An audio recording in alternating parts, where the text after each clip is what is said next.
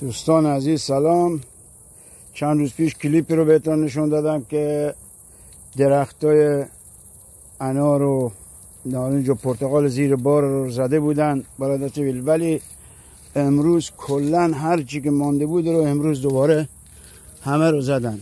دوستان شما خوب نگاه کنید،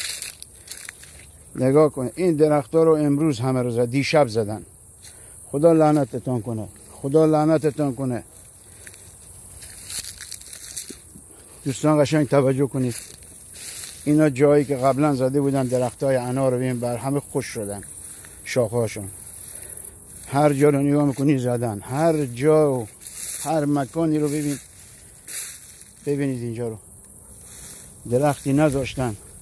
خدا لعنتشون کنه. من نمیدونم اینا چه بشری هستن.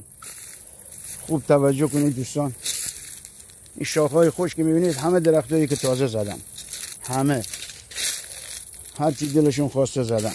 ببینید من نمیدونم اینا چه بشری هستن، چی میخوان از این درختها. خدا لعنتشون کنه.